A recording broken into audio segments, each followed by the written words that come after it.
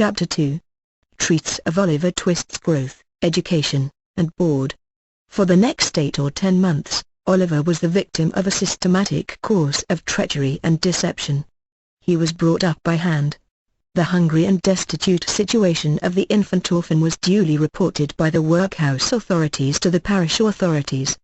The parish authorities inquired with dignity of the workhouse authorities whether there was no female then domiciled in the house who was in a situation to impart to Oliver Twist the consolation and nourishment of which he stood in need. The workhouse authorities replied with humility that there was not. Upon this, the parish authorities magnanimously and humanely resolved that Oliver should be farmed, or, in other words, that he should be dispatched to a branch workhouse some 3 miles off, where 20 or 30 other juvenile offenders against the poor laws rolled about the floor all day, without the inconvenience of too much food or too much clothing, under the parental superintendence of an elderly female, who received the culprits at and for the consideration of 7d halfpenny per small head per week. 7d halfpenny's worth per week is a good round diet for a child. A great deal may be got for 7d halfpenny, quite enough to overload its stomach, and make it uncomfortable. The elderly female was a woman of wisdom and experience. She knew what was good for children, and she had a very accurate perception of what was good for herself. So, she appropriated the greater part of the weekly stipend to her own use, and consigned the rising parochial generation to even a shorter allowance than was originally provided for them, thereby finding in the lowest depth a deeper still, and proving herself a very great experimental philosopher. Everybody knows the story of another experimental philosopher who had a great theory about a horse being able to live without eating, and who demonstrated it so well, that he had got his own horse down to a straw a day, and would unquestionably have rendered him a very spirited and rampacious animal on nothing at all, if he had not died, 24 hours before he was to have had his first comfortable bait of air. Unfortunately for the experimental philosophy of the female to whose protecting care Oliver Twist was delivered over, a similar result usually attended the operation of her system, for at the very moment when the child had contrived to exist upon the smallest possible portion of the weakest possible food, it did perversely happen in 8.5 cases out of 10, either that it sickened from want and cold, or fell into the fire from neglect, or got half smothered by accident, in any one of which cases the miserable little being was usually summoned into another world, and gathered to the fathers it had never known in this.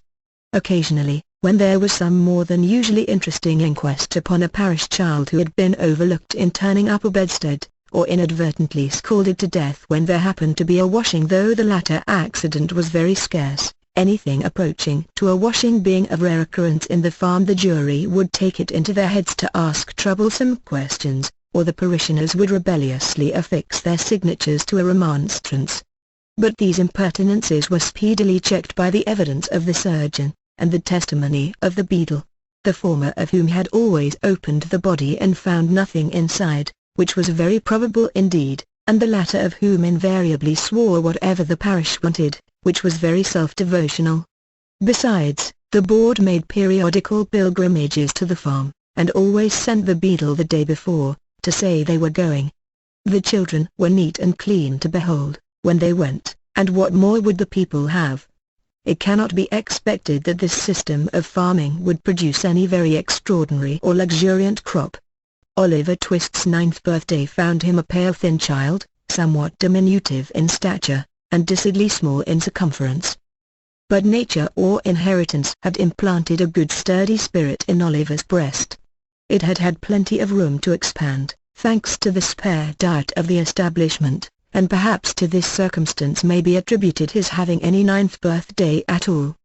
Be this as it may, however, it was his 9th birthday, and he was keeping it in the coal cellar with a select party of 2 other young gentlemen, who, after participating with him in a sound thrashing, had been locked up for atrociously presuming to be hungry, when Mrs. Mann, the good lady of the house, was unexpectedly startled by the apparition of Mr. Bumble, the beadle, striving to undo the wicket of the garden gate. "Goodness gracious!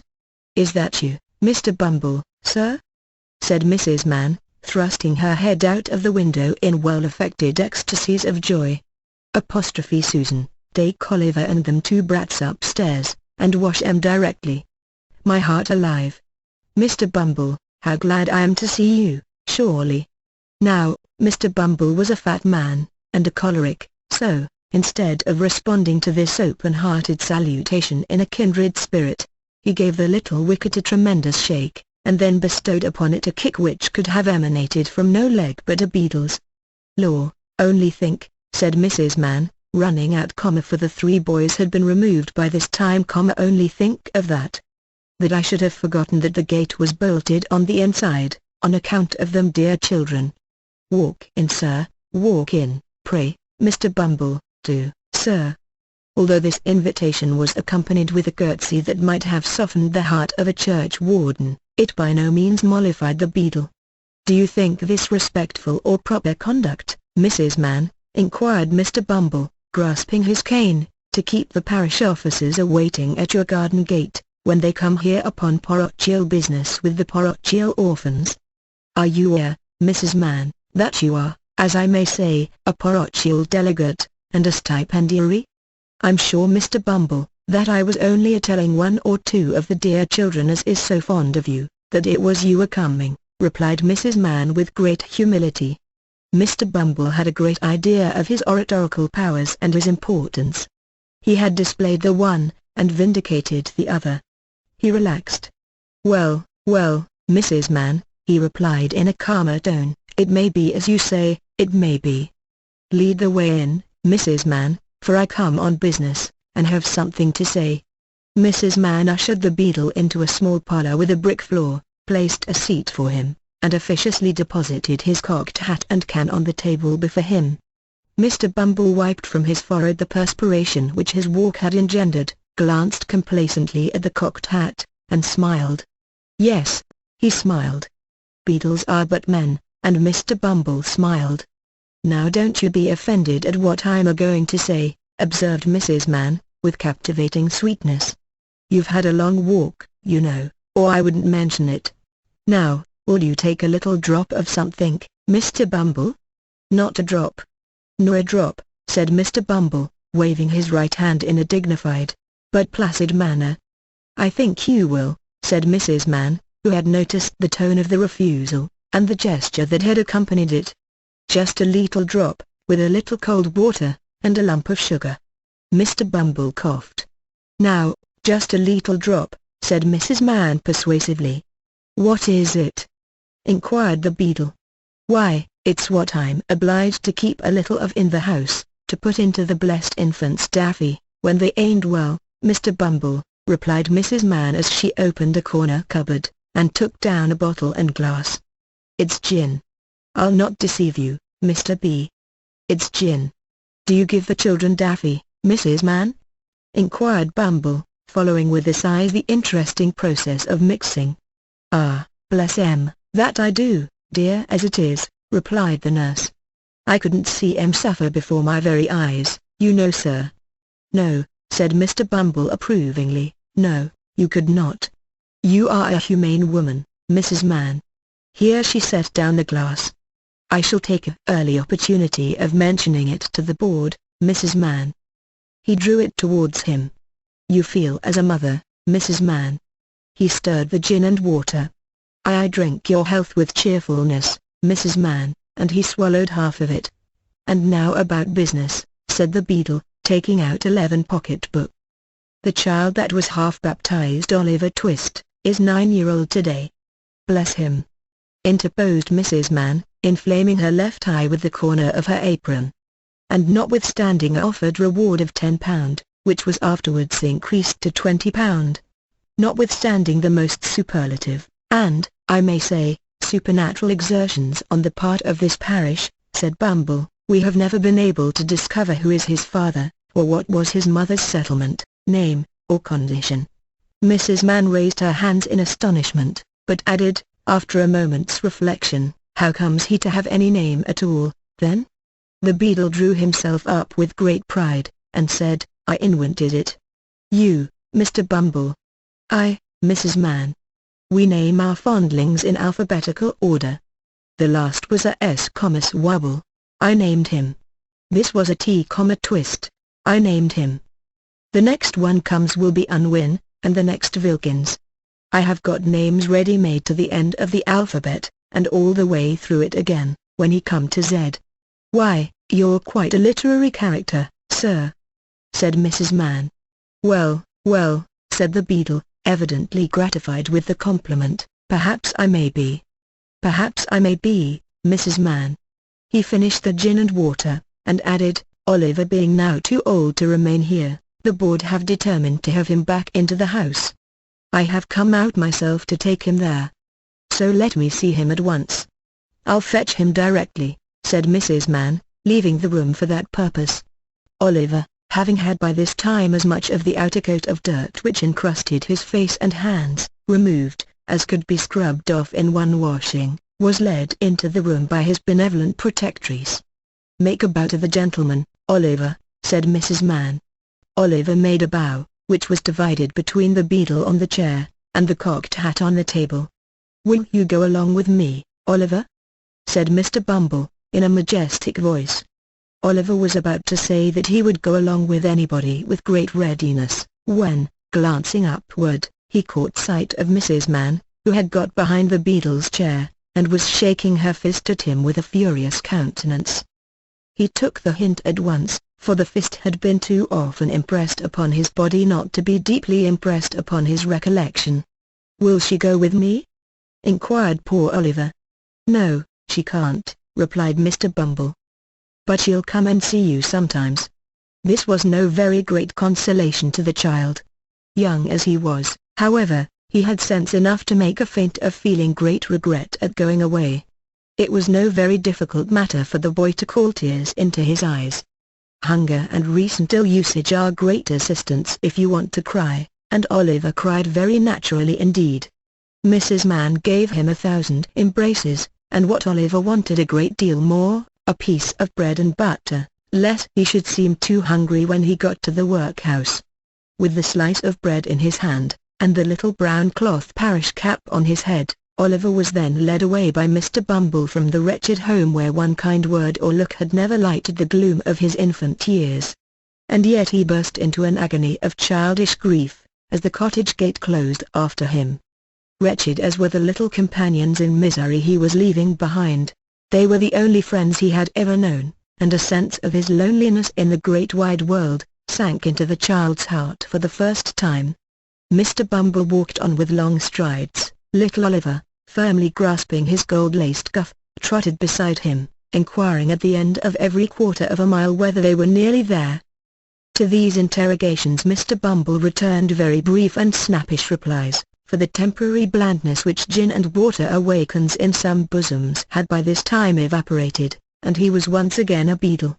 Oliver had not been within the walls of the workhouse a quarter of an hour, and had scarcely completed the demolition of a second slice of bread, when Mr. Bumble, who had handed him over to the care of an old woman, returned, and, telling him it was a board night, informed him that the board had said he was to appear before it forthwith.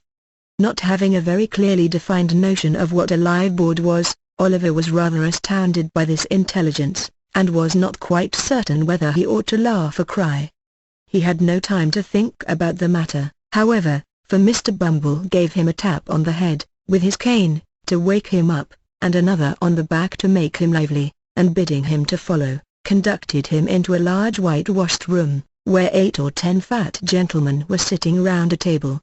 At the top of the table, seated in an armchair rather higher than the rest, was a particularly fat gentleman with a very round, red face. "Bow to the board," said Bumble. Oliver brushed away 2 or 3 tears that were lingering in his eyes, and seeing no board but the table, fortunately bowed to that. "What's your name, boy?" said the gentleman in the high chair. Oliver was frightened at the sight of so many gentlemen, which made him tremble, and the beadle gave him another tap behind, which made him cry. These 2 causes made him answer in a very low and hesitating voice, whereupon gentleman in a white waistcoat said he was a fool. Which was a capital way of raising his spirits, and putting him quite at his ease. "Boy," said the gentleman in the high chair, "listen to me. You know you're an orphan, I suppose?" "What's that, sir?" inquired poor Oliver. "The boy is a fool. I thought he was," said the gentleman in the white waistcoat. "Hush," said the gentleman who had spoken first. "You know you've got no father or mother, and that you were brought up by the parish, don't you?" "Yes, sir," replied Oliver, weeping bitterly. "What are you crying for?" inquired the gentleman in the white waistcoat. And to be sure it was very extraordinary. What could the boy be crying for? "I hope you say your prayers every night," said another gentleman in a gruff voice, "and pray for the people who feed you, and take care of you like a Christian." "Yes, sir," stammered the boy. The gentleman who spoke last was unconsciously right. It would have been very like a Christian, and a marvelously good Christian too, if Oliver had prayed for the people who fed and took care of him. But he hadn't, because nobody had taught him. "Well, you have come here to be educated, and taught a useful trade," said the red-faced gentleman in the high chair. "So you'll begin to pick a wakem tomorrow morning at 6 o'clock, added the surly one in the white waistcoat. For the combination of both these blessings in the one simple process of picking a wakem, Oliver bowed low by the direction of the beadle, and was then hurried away to a large ward, where, on a rough, hard bed, he sobbed himself to sleep. What a novel illustration of the tender laws of England! They let the paupers go to sleep. Poor Oliver! He little thought, as he lay sleeping in happy unconsciousness of all around him, that the board had that very day arrived at a decision which would exercise the most material influence over all his future fortunes. But they had. And this was it: the members of this board were very sage, deep, philosophical men, and when they came to turn their attention to the workhouse, they found out at once, what ordinary folks would never have discovered: the poor people liked it. It was a regular place of public entertainment for the poorer classes, a tavern where there was nothing to pay, a public breakfast, dinner, tea, and supper all the year round, a brick-and-mortar Elysium, where it was all play and no work. "Oh, oh," said the board, looking very knowing, "we are the fellows to set this to rights, we'll stop it all, in no time." So, they established the rule, that all poor people should have the alternative, for they would compel nobody, not they, of being starved by a gradual process in the house, or by a quick one out of it.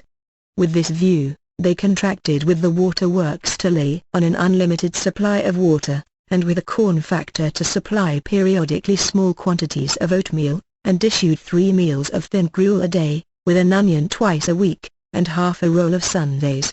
They made a great many other wise and humane regulations, having reference to the laddies, which it is not necessary to repeat, kindly undertook to divorce poor married people, in consequence of the great expense of a suit in Doctors' Commons, and, instead of compelling a man to support his family, as they had theretofore done, took his family away from him, and made him a bachelor. There is no saying how many applicants for relief, under these last two heads, might have started up in all classes of society, if it had not been coupled with the workhouse. But the board were long-headed men, and had provided for this difficulty. The relief was inseparable from the workhouse and the gruel, and that frightened people. For the first 6 months after Oliver Twist was removed, the system was in full operation. It was rather expensive at first, in consequence of the increase in the undertaker's bill, and the necessity of taking in the clothes of all the paupers, which fluttered loosely on their wasted, shrunken forms, after a week or two's gruel. But the number of workhouse inmates got thin as well as the paupers, and the board were in ecstasies.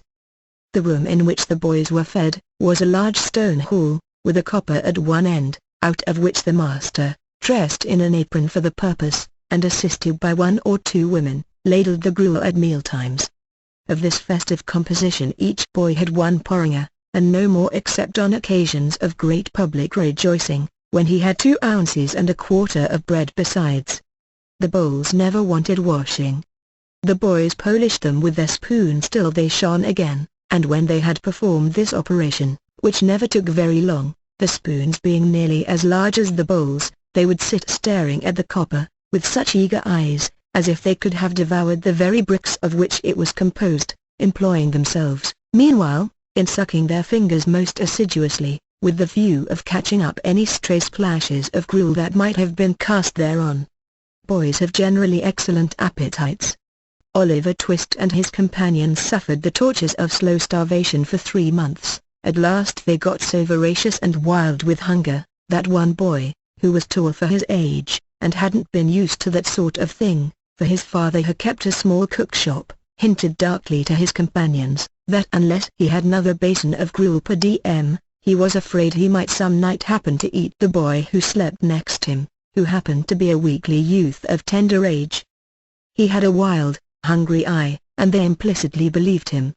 A council was held, lots were cast who should walk up to the master after supper that evening, and ask for more, and it fell to Oliver Twist. The evening arrived, the boys took their places. The master, in his cook's uniform, stationed himself at the copper, his pauper assistants ranged themselves behind him. The gruel was served out, and a long grace was said over the short commons. The gruel disappeared, the boys whispered each other, and winked at Oliver, while his next neighbors nudged him. Child as he was desperate with hunger, and reckless with misery. He rose from the table, and advancing to the master, basin and spoon in hand, said, somewhat alarmed at his own temerity, "Please, sir, I want some more." The master was a fat, healthy man, but he turned very pale. He gazed in stupefied astonishment on the small rebel for some seconds, and then clung for support to the copper. The assistants were paralyzed with wonder, the boys with fear. "What?" said the master at length, in a faint voice. "Please, sir," replied Oliver, "I want some more." The master rained a blow at Oliver's head with the ladle, pinioned him in his arm, and shrieked aloud for the beadle. The board was sitting in solemn conclave, when Mr. Bumble rushed into the room in great excitement, and addressing the gentleman in the high chair, said, "Mr. Limpkins, I beg your pardon, sir. Oliver Twist has asked for more." There was a general start. Horror was depicted on every countenance. "For more?" said Mr. Limpkins. "Compose yourself, Bumble, and answer me distinctly. Do I understand that he asked for more, after he had eaten the supper allotted by the dietary?" "He did, sir," replied Bumble. "That boy will be hung," said the gentleman in the white waistcoat. "I know that boy will be hung." Nobody controverted the prophetic gentleman's opinion. An animated discussion took place. Oliver was ordered into instant confinement, and a bill was next morning pasted on the outside of the gate, offering a reward of £5 to anybody who would take Oliver Twist off the hands of the parish. In other words, £5 and Oliver Twist were offered to any man or woman who wanted an apprentice to any trade, business, or calling. "I never was more convinced of anything in my life," said the gentleman in the white waistcoat, as he knocked at the gate and read the bill next morning. "I never was more convinced of anything in my life, than I am that that boy will come to be hung." As I purpose to show in the sequel whether the white waistcoated gentleman was right or not, I should perhaps mar the interest of this narrative, supposing it to possess any at all, if I ventured to hint just yet, whether the life of Oliver Twist had this violent termination or no.